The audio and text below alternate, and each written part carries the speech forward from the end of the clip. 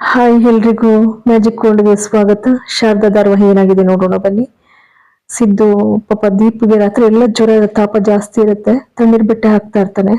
ಈ ಕಡೆ ಶಾರದಾ ಮಂಚದ ಮೇಲೆ ಮಲ್ಕೊಳಕ್ಕಾಗದೆ ಕೆಳಗಡೆ ಮಲಗ್ತಾಳೆ. ಸಾಕಾಗಿರುತ್ತೆ. ಬೆಳಗ್ಗೆ ಆಗ್ತಿದ್ದಾಗನೇ ಎದ್ದು ಈಚೆಗೆ ಬರ್ತಾ ಇರ್ತಾಳೆ. ಸಿದ್ದು ಬರ್ತಾ ಇರೋದನ್ನ ಪಾರಿಜಾತ ನೋಡ್ಬಿಡ್ತಾಳೆ. ನೋಡ್ಬಿಟ್ಟು ರಾತ್ರಿ ಎಲ್ಲ ಜೊತೆನಲ್ಲೇ ಮಲಗಿದ್ರ ಇಬ್ರುವೆ, ನನ್ ಗೋಲ್ಡಿ ಕತೆ ಏನಾಗ್ಬೇಡ, ಹೀಗೆ ಇಬ್ರು ಸಂಸಾರ ಮಾಡಕ್ ಶುರು ಮಾಡ್ಬಿಟ್ಟಿದಾರಲ್ಲ, ತಾಳು ಮಾಡ್ತೀನಿ ನಿಮ್ಗೆ ಅಂತೇಳಿ ಗೋಲ್ಡಿ ಗೋಲ್ಡಿ ಅಂತ ಕುಕ್ಕುತ್ತಾಳೆ.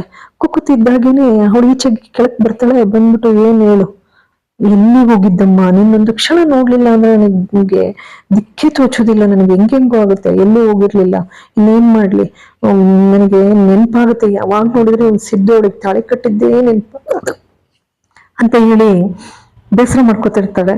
ಅದಕ್ಕೆ ಹೇಳ್ತಾಳೆ, ಸುಮ್ಮನಿರು, ನಾನು ಇಲ್ವಾ ಗೋಲ್ಡಿ, ಯಾಕೆ ಚಿಂತೆ ಮಾಡ್ತೀಯಾ ಅಂತೇಳಿ ಜ್ಯೋತಿಕಾನು ಅವಳು ಪಾರಿಜಾತ ಸಮಾಧಾನ ಮಾಡ್ತಾಳೆ. ಆಚೆ ಪಾಪ ಶಾರದಾ ಅಳ್ತಾ ಕೂತಿರ್ತಾಳೆ. ಮಳ್ಳಿ ಮಾಡೋದೆಲ್ಲ ಮಾಡ್ಬಿಟ್ಟು ಈಗ ಅಳ್ತಾ ಕೂತಿದ್ದಾಳೆ. ಹಿಂಗ್ ಹತ್ತೇನೆ ಎಲ್ರನ್ನೂ ಬಲೆಗೆ ಹಾಕೊಂಡ್ರು ಈ ಮನೆಯಲ್ಲಿ. ಆ ಸಿದ್ದನ್ನು ಹಂಗೆ ಬಲೆಗೆ ಹಾಕೋಬಿಟ್ಲು. ಒಂದ್ ಹೇಳ್ತೀನಿ ಕೇಳ್ತೀನಿ ತಿಳ್ಕೊ, ನೀನು ಎಷ್ಟು ದಿನ ಆದ್ರೂ ಕೂಡ ಈ ನಾಟಕ ನಡೆಯೋದಿಲ್ಲ. ನೀನು ಸಿದ್ದುನ ಹತ್ರ ತಾಳಿ ಕಟ್ಟಿಸ್ಕೊಂಡಿರ್ಬೋದು, ಆದ್ರೆ ಈ ಮನೆ ಯಜಮಾನಿ ಅಲ್ಲ, ಯಾವತ್ತಿದ್ರು ನಾನೇ ಯಜಮಾನಿ ಅಂತ ಹೇಳಿ ಜ್ಯೋತಿಕಾ ಅವಳಿಗೆ ಚಿಮಾರಿ ಹಾಕ್ತಾಳೆ. ಪಾಪ ಶಾರದಾಗ್ ಬೈತಾಳೆ, ಬೆದರಿಕೆ ಹಾಕ್ತಾಳೆ. ಅದಕ್ಕೆ ಇವಳು ಕೂಡ ಬೆನೆ ಕೂಡಿಸ್ತಾಳೆ. ಪಾರಿಜಾತ ಅವಳೇ ಜಾಸ್ತಿ ಕುಮ್ಮಕ್ ಕೊಡ್ತಾ ಇರ್ತಾಳಲ್ಲ. ಹೌದು, ಯಾವತ್ತಿದ್ರು ನನ್ ಗೋಲ್ಡಿನೇ ಈ ಮನೆ ಸೊಸೆ ಕಣೆ, ಗೊತ್ತಾಯ್ತಲ್ಲ, ಸಿದ್ದು ಹೆಂಡ್ತಿ ಅವಳೇನೆ, ನೆನ್ಪಿಟ್ಕೊ. ಇವಳು ಜ್ಯೋತಿಕಾ ಇದ್ದವಳು, ನನಗೆ ಮಾತ್ರ ಈ ಮನೆಯಲ್ಲಿ ಇರಕ್ಕಾಗ್ತಾ ಇಲ್ಲ, ಪದೇ ಪದೇ ಪದೇ ಇವ್ರಿಬ್ಬರೇ ಕಾಣಿಸ್ಕೊಳ್ತಾ ಇದಾರೆ, ಈ ಮುಖ ಯಾರು ನೋಡ್ತಾರೆ.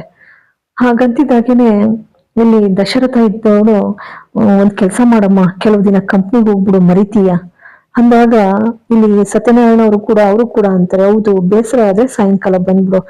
ಒಂದು ನಾವು ಇಂಟೀರಿಯರ್ ಡೆಕೋರೇಷನ್ಗೆ ಇಂಟೀರಿಯರ್ ಆಗಿ ಡಿಸೈನರ್ ಆಗಿ ತಗೊಂಡಿದ್ದು ಅಲ್ವಾ ನಾವು, ಅದ್ರಲ್ಲಿ ಒಬ್ರು ಕೆಲ್ಸಕ್ಕೆ ಬರ್ತಾ ಇಲ್ಲ, ಅವಳನ್ನ ತೆಗ್ದಾಕ್ಬಿಡ್ತೀನಿ ನಾನು ಅಂದಾಗ ಹಾಗೆ ಮಾಡು ಅಂತ ಅಂತಾರೆ. ನಂತಿದ್ದಾಗೇನೆ ಸಿದ್ದು ಬಂದ್ಬಿಟ್ಟು, ನೀನ್ ಶಾರದಾ ಬಗ್ಗೆ ತಾನೇ ಹೇಳ್ತಾ ಇದ್ದು, ಮದ್ವೆಗೋಸ್ಕರ ಲೀವ್ ತಗೊಂಡಿದ್ಲು, ಬರ್ತಾಳೆ ಅಂದ್ರೆ ಅದಕ್ಕೆ, ನೋಡು, ನೀನ್ ನನ್ ಮಧ್ಯೆ ಬರ್ಬೇಡ, ನೀನ್ ಯಾವತ್ ನೀನ್ ತಾಳಿ ಕಟ್ಲಿಲ್ವೋ ಅವತ್ತೇ ನಿನ್ ಬಗ್ಗೆ ನನಗೆ ಗೌರವ ಹೊರಟೋಯ್ತು, ನೀನ್ ಬರ್ಬೇಡ, ತೆಗ್ದಾಕೋ ಹಕ್ಕು ನನಗಿದೆ, ನೀನ್ ಯಾರು ಕೇಳೋಕೆ ಅಂತ ಹೇಳಿ ಜೋರ್ ಮಾಡ್ತಾಳೆ ಜ್ಯೋತಿಕಾ. ಅದಕ್ಕೆ ಸಿದ್ದು ಹೇಳ್ತಾನೆ, ಹೌದು, ನನಗಿದೆ ಹಕ್ಕು, ಯಾಕೆ ನೀನ್ ತೆಗ್ದಾಕ್ತಾ ಇರೋದು? ಅದಕ್ಕೆ ಜ್ಯೋತಿಕಾ ಹೇಳ್ತಾಳೆ. ಅವನು ಹೇಳ್ತಾನೆ, ಸಿದ್ದು ಮದ್ವೆಗೋಸ್ಕರ 2 ದಿನ ಲೀವ್ ತಗೊಂಡಿದ್ಲು. ಅದಕ್ಕೆ ಜ್ಯೋತಿಕಾ ಹೇಳ್ತಾ, ಹೌದೌದು, ಪುಕ್ಕಟ್ಟೆ ನಾವೇ ಮಾಡಿದ್ವಲ್ಲ ಎಲ್ಲ ಶಾಸ್ತ್ರಗಳನ್ನು, ಮಾಡ್ದೆ ಏನ್ ಮಾಡ್ತಾಳೆ. ಈ ಕಡೆ ಇಲ್ಲಿ ದಶರಥನಿಗೆ ಬೆದರಿಕೆ ಕರೆ ಹಾಕ್ತಾನೆ ಪ್ರಕಾಶ.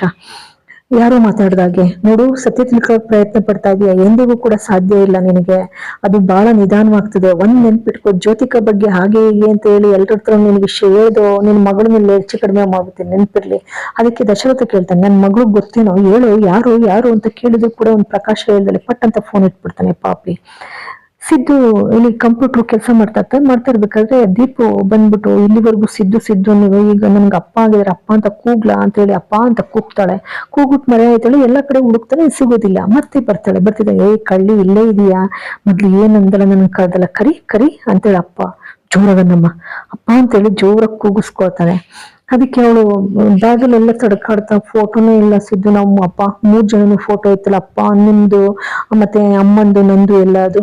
ಅದಕ್ಕೆ ಸಿದ್ದು ಹೇಳ್ತಾನೆ, ಅದಕ್ಕೇನಂತ ಯಾಕೆ ಬೇಜಾರ್ ಮಾಡ್ಕೋತೀಯ, ಈಗ ತೆಗೆಸ್ಕೋಣ.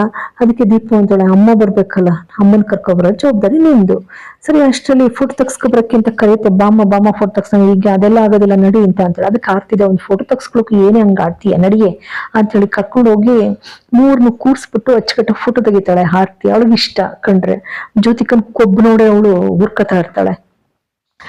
ಅನಂತರ ಇಷ್ಟೆಲ್ಲ ಆಗುತ್ತೆ. ಇವಳು ಹಗರಣ ಮಾಡಿ ಅಂತೂ ಪಾಪ ಕೆಲ್ಸನೂ ಕೂಡ ಕಿತ್ಕೊಳ್ತಾಳೆ. ಅದಕ್ಕೆ ಹೇಳ್ತಾಳೆ ಅವಳು, ಯಾರು ಶಾರದಾ, ನಾನೇ ಮೊದ್ಲೇ ಬಿಡೋಣ ಅಂತಿದ್ದೆ ಕೆಲ್ಸನ, ಈಗ ಜ್ಯೋತಿಕಾ ಅವ್ರು ಹೇಳಿದಾರೆ, ಪರವಾಗಿಲ್ಲ ಬಿಡಿ, ನಾನು ಹೋಗೋದಿಲ್ಲ ನಾನು ಅಂತ ಹೇಳಿ ಪಾಪ ಅಂತೂ ಇಂತೂ ಅವಳು ಕೂಡ ಕೆಲ್ಸ ಬಿಡಕ್ ಸಿದ್ಧ ಆಗ್ತಾಳೆ. ಮನೆಯವರೆಲ್ರು ಚುಚ್ಚು ಮಾತು ಕೂಡ ಜಾಸ್ತಿ ಆಗತ್ತೆ. ಆರ್ತಿ ಮಾತ್ರ ಸಪೋರ್ಟ್ ಕೊಡ್ತಾ ಇರ್ತಾಳೆ. ಇಲ್ಲಿ ಇಂತಹ ಈ ಒಂದು ಸುಂದರವಾದಂತಹ ಸಂಚಿಕೆಯಾಗಿ ಮೂಡಿ ಬರ್ತಾ ಇದೆ ಶಾರದಾ ಸಿದ್ದುನೇ ನಿಜವಾದಂತಹ ಜೋಡಿ. ಯಾಕೆಂದ್ರೆ ಜ್ಯೋತಿಕಾ ಯಾವತ್ತೂ ಕೂಡ ಮನೆ ಮಗಳ ಅಲ್ವೇ ಅಲ್ಲ. ಈ ಸತ್ಯ ಸುಮಿತ್ರಾಗೆ, ದಶರಥನ್ಗೆ ಇಬ್ರಿಗೂ ಕೂಡ ಗೊತ್ತಾಗ್ಬೇಕಾಗಿದೆ. ಇಲ್ಲಿ ಆಗ್ಲೇ ದಶರಥನಿಗೆ ನನ್ನ ಮಗಳು ಇವಳಲ್ಲ ಅನ್ನೋದು ಗೊತ್ತಾಗಿದೆ, ಸುಮಿತ್ರಾಗ್ ಮಾತ್ರ ಗೊತ್ತಾಗಿಲ್ಲ.